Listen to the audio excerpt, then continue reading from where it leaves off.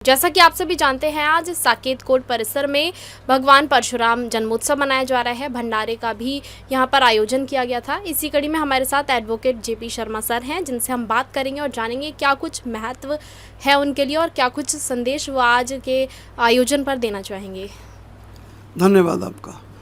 आज जो है भगवान परशुराम जी के जन्मोत्सव के ऊपर साकेत कोट में वकीलों की एक पूरे समूह ने जो कुछ दिन पहले तय किया था कि भाई हमको कोई भंडारा करना चाहिए, तो लगभग 4000 व्यक्तियों का आज ये भंडारा किया गया और ये सभी के सहयोग से ही जो है किया गया है। इसलिए हमने इसका नाम भी आप और हम करके दिया है।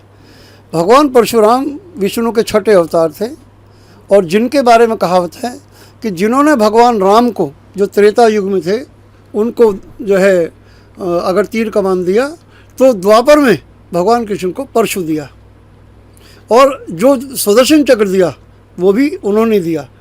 तो ऐसे भगवान परशु जो अमर हैं, अजर हैं और आज भी जीवित हैं, जिनके बारे में कहावत है कि छत्तीसगढ़ के पहाड़ियों पे जो महेंद्र पर्वत कहलाता है वो आज भी विद्यमान हैं।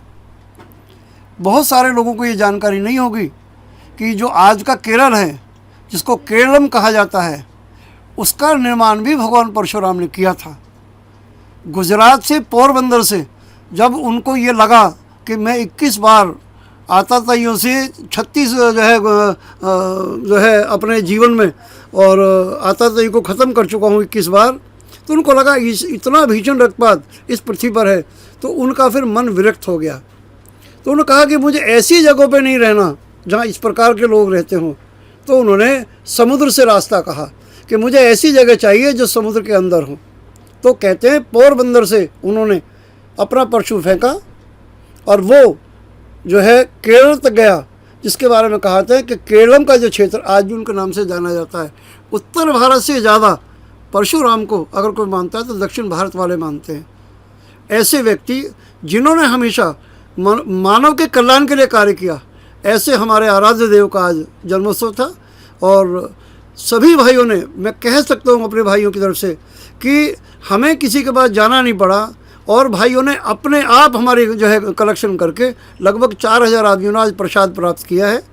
तो हमारे ऐसे आराध्य देव, हम यही प्रार्थना करते हैं कि मानव कल्याण के लिए काम करते हैं। सभी भाई जो उनको मानते हैं या नहीं मानते हैं, प्रभु उन सब पे कल्याण करे, यही हमारा संदेश उन सबको आज के उपलक्ष्य में है। बोलो परशुराम भगवान की जय। जैसे कि सर आज परशुराम जन्मोत्सव मनाया गया, कुछ समय पहले भीमराव अंबेडकर जी की जयंती मनाई गई थी, उससे पहले भी कई आयोजन हुए हैं, तो कुछ समय पहले ईद भी मनाई गई थी। तो इस तरह के आयोजन कितने ज़रूरी होते हैं? आप समझिए समाज में समरसता कैसे होगी अगर सर्व समाज बैठ के अपने अपने इष्ट देवों को याद करता है और मनाता है और सर्व समाज उसमें शामिल होता है, तो ये संकेत बहुत अच्छे हैं। सर्व समाज के साथ हम जब बैठ के बातचीत करते हैं, उनके सुख दुख में जब शामिल होते हैं, तो ये एक अच्छी स्थिति है। आप कल्पना करके देखिए, अगर इस तरह के आयोजन ना हो और समाज में कभी आवश्यकता बढ़ जाए तो सर्व समाज इकट्ठा कैसे होगा। तो सर्व समाज को इकट्ठा करने के लिए ऐसे उत्सव मनाने ही चाहिए, सर्व समाज का बनना चाहिए। इसीलिए ये आयोजन ज़रूरी है और इन सब में सुख दुख में सब शामिल होते हैं। तो ये एक अच्छी परंपरा है। मैं इन सबको ये कहता हूँ कि सब इस कार्य के लिए बधाई के पात्र हैं। भगवान परशुराम को सर न्याय का भगवान भी कहा जाता है, धर्म का, ज्ञान का, शौर्य का। आप क्या कुछ सीख देना चाहेंगे, क्या कुछ सीखना चाहिए जूनियर लॉयर्स को और भी जो आपके जूनियर्स हैं, उन्हें क्या कुछ सीख लेनी चाहिए भगवान परशुराम से?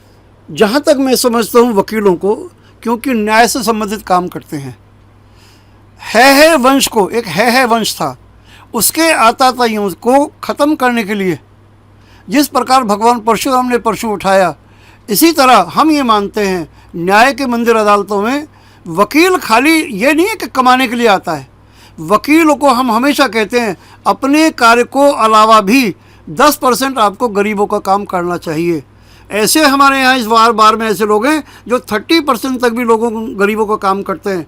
हम समझते हैं जो है भगवान परशुराम से हमको प्रेरणा मिलती है। उनको क्या जरूरत थी जो किसी से पंगा लेने की? नहीं, वकील एक ऐसा व्यक्ति है, वो खाली वकील नहीं होता, वो समाज का एसेट्स होता है। अन्याय के खिलाफ अगर कहीं आवाज़ उठा सकता है तो वो वकील ही उठा सकता है। ये 1947 से लेकर आज तक का इतिहास अगर देखें तो आज़ादी के आंदोलन में सबसे ज़्यादा अगर किसी ने भाग लिया है तो वकीलों ने लिया है। वकील भगवान परशुराम के उस न्याय के सिद्धांत के प्रतीक हैं।